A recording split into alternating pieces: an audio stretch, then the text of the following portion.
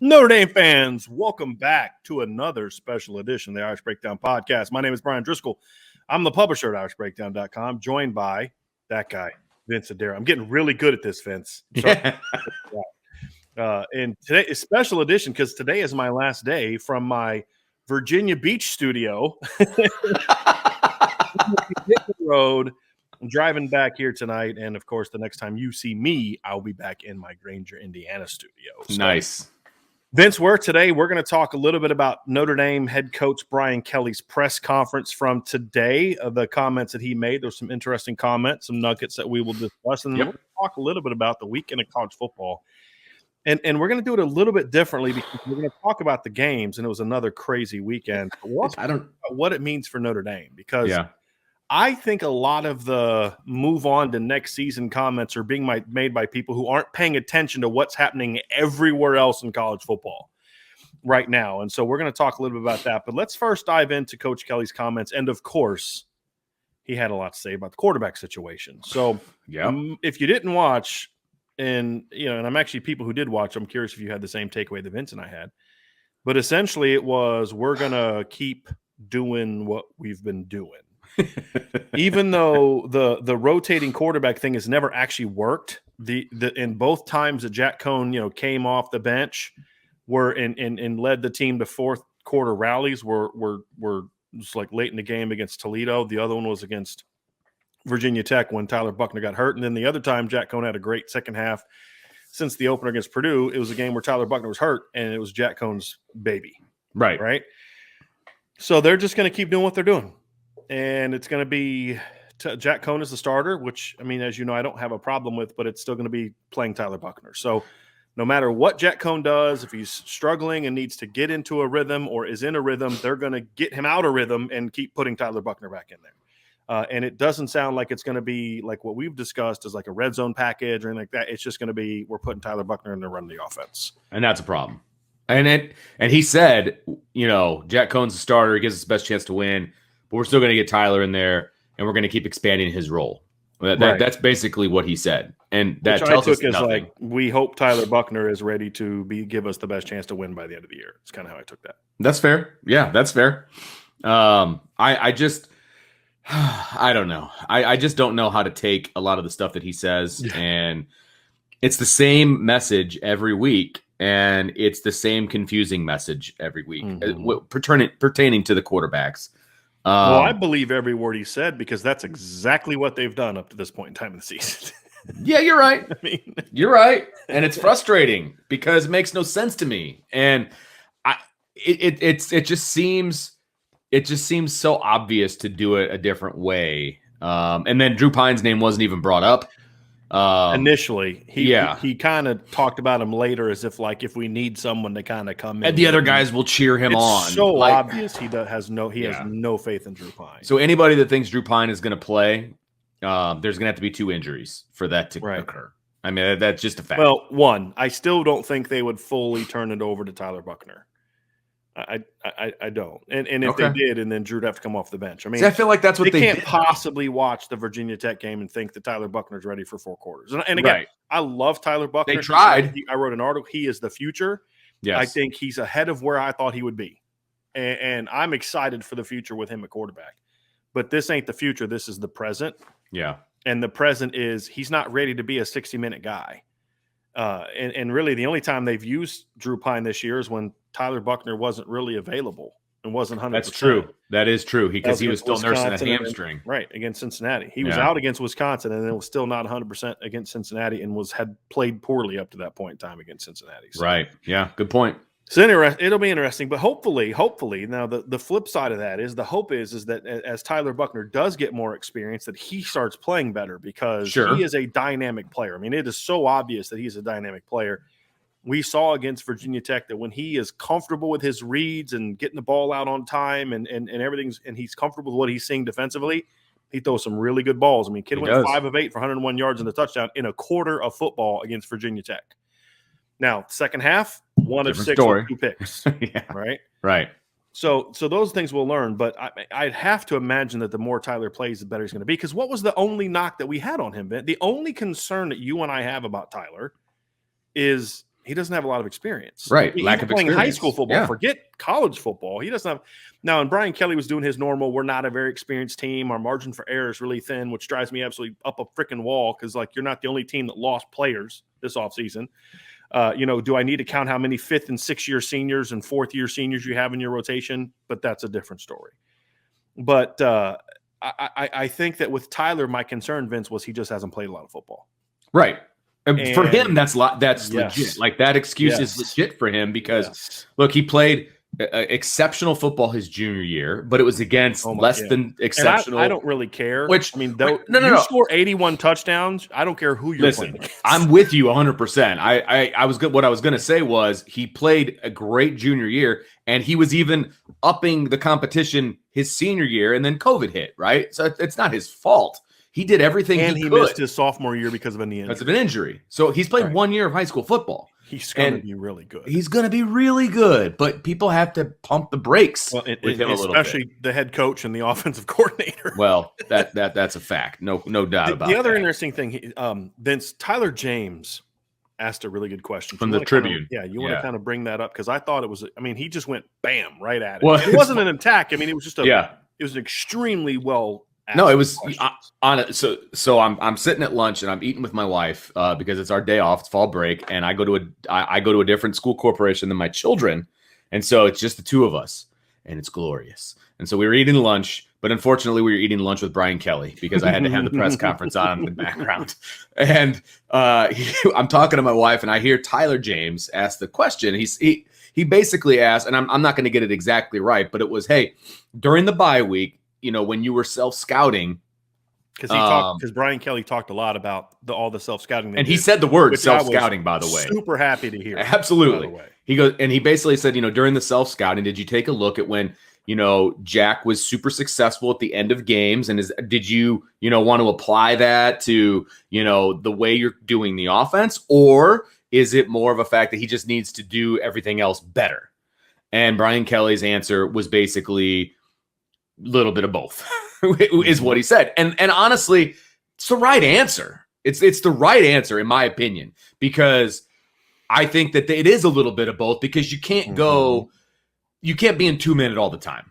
Okay. You can be in it a lot, and there's certain things you can do. Don't get me wrong. But he also has to do some of the things that they normally do, which better. We've talked about. He does. Right. That's legit. I didn't like the answer, though. I'll be honest, because I don't think anyone's advocating for them to go 2 minute all the time.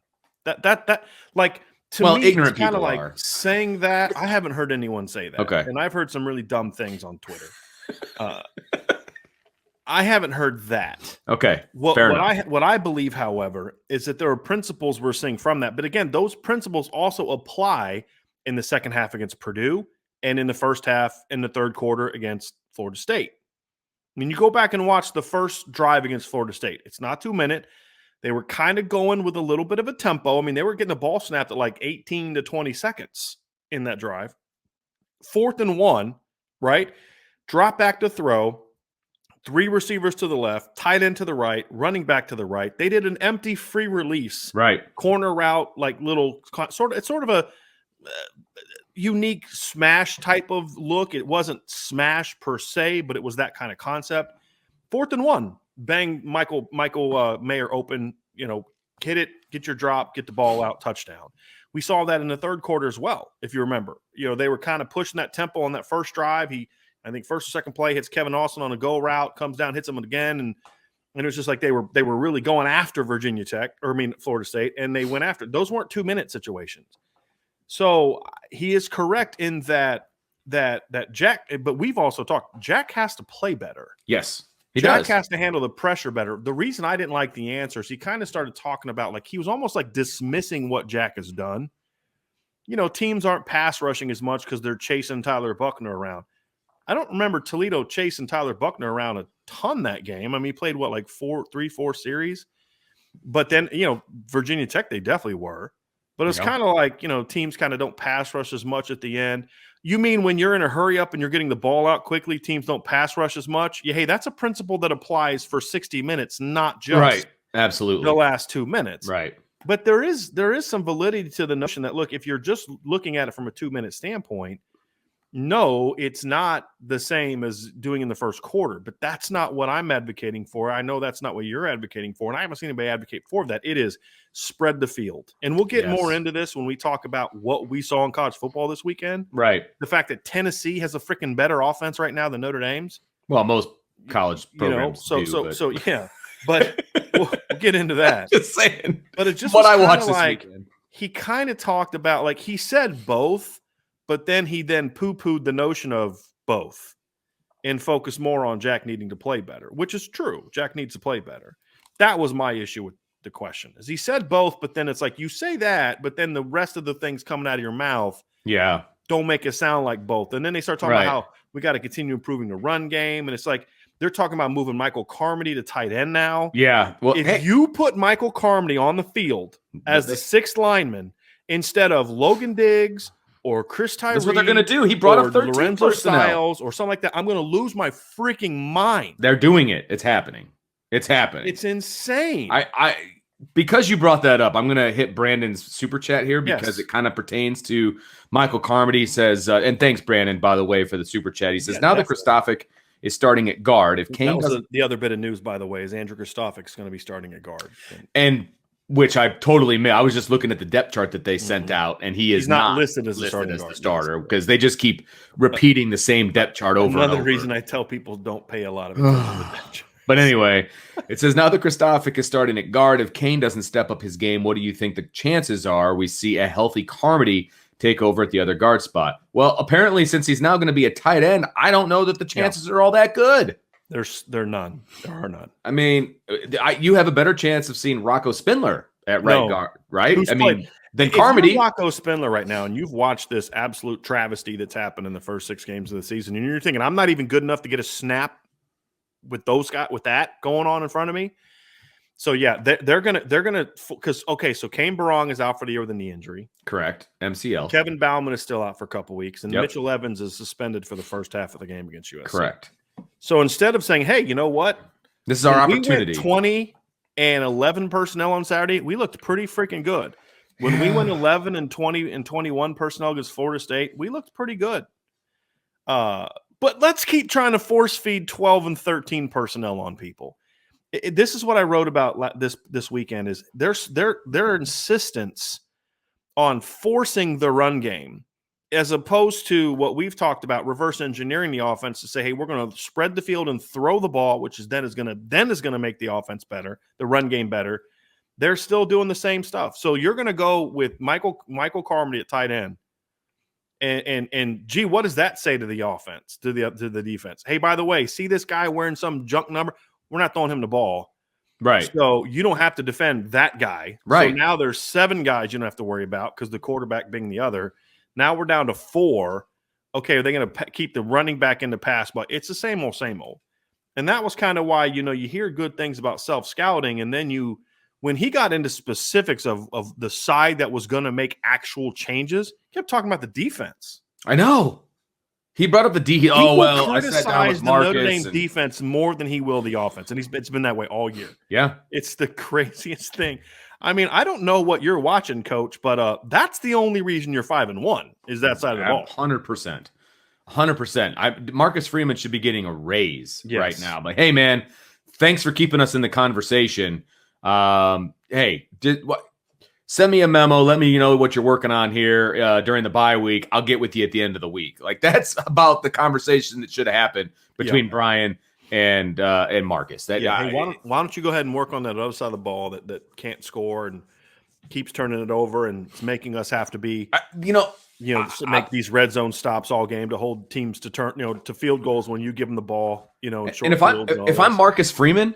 And I have to sit down, with Brian Kelly, and he starts going over all the things that I'm doing wrong or that the defense is doing wrong. I'm like, am I being pranked? Like, are there cameras in here? Is this like, when's your meeting with Tommy? Is this occurring? I don't know. I'm just shocked that conversation took place. Look, I have no problem with the head coach talking with the defensive coordinator about things they need to improve on.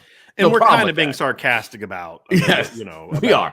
I have no problem with that. That's his job as the head coach because no side of the ball is perfect. Right. Okay. And the defense does need to get better. It does. We've talked about it. We've not been shy about talking about the defense. But at the same time, that doesn't need to be your leadoff man in the press conference either. Like there's a fine line. There's a fine line. We're going to keep doing what we're doing offensively. Right. But man, we got to make some changes on defense. Right. That's where I have the problem. Okay. Like, I mean, sometimes if you can't laugh, you just cry. Oh my god! I gotta laugh. He did talk about some things in the run game that I thought were interesting. Talking about the fact that they need to do a better job of sort of the nuances of the run game. He talked about running counter, and if there's a blitz and there's a guy unblocked, do you take that guy or do you run by him? I mean, those are definitely things that they need to get better on. Legit. But it also, again, it sounds like they're just doubling down on who they are, as opposed, because this is what I said last week, and this is going to determine whether or not Notre Dame can run the table or not, and look like the team they should be. You've got to stop trying to be who you want to be and embrace who you are. Bingo. And build around who you are. And that's what self-scouting is for. Correct. Not like, hey, we're going to continue to be this, but we'll find out if that changes or not. Because again, this could just be Brian Kelly saying things ahead of a bye week in order to keep USC off balance. Which honestly, if in retrospect, if that is what is occurring and this is what happens in that press conference and we see something different, I have no problem with that. Great job, Coach. I want to be very clear on that. That's part of the games that you play in football. Absolutely. 100%. Because somebody from USC is watching the press conference to see if there's something they can get out of it. The reason I don't necessarily believe that's true because agreed. We've been covering Brian Kelly for 20 years. Agreed. But it's always nice to hope and pray and wish. It is. I'm a faithful person. So there's no doubt about that. No doubt about that.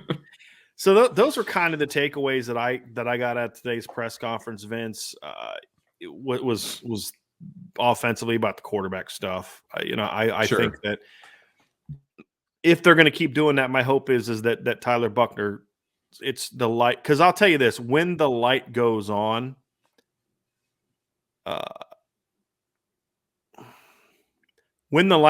for him, he's going to be really good. Yeah. Well, and it's similar to what we were talking about with the offensive line to a degree. I'm not saying that they're going to be at an elite level when the light goes on, but like last week for the offensive line, it's no longer pitch black in the room. Like there's a light under a bushel someplace where we're getting a little bit of ambient light, right? Mm-hmm. And which is good. And that's where he was talking about doing some counters and some things like that. Before, I would have laughed in his face. Like, you can't, if you're not getting any kind of push, if you're not getting any, you can't run counters. Like, that is never going to happen.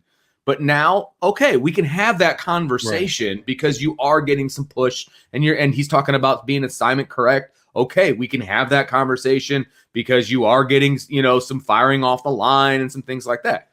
I'm fine with that. It's the same thing with Tyler Buchner. There's going to be flashes of brilliance that we've seen in the pass game, in the run game, all of that. But there's also going to be some like, wow, I can't believe he made that decision. And that's not going to change overnight, especially if he continues to get a massive amount of reps, whatever that looks like. But if we're having this conversation 365 days from now, I think we're having it. Tyler Buchner looks like a completely different dude. We'll find out which one it is. My issue, however, is when you're rolling with two quarterbacks, you need to practice two quarterbacks, which means neither of your quarterbacks who need to improve are getting enough reps to improve as much as you need to. So that's kind of my thing. Well, Brandon Clark's getting reps. Brendan Clark. Yeah, he did say that. Which I thought was interesting. So either Drew Pine is – see, here's the thing. That could be because they're throwing Drew Pine on scout team this week, which I think would – if I'm Marcus Freeman – last week on Monday, I go up to Brian Kelly and I'm on my knees begging him to let me have Drew Pine this week.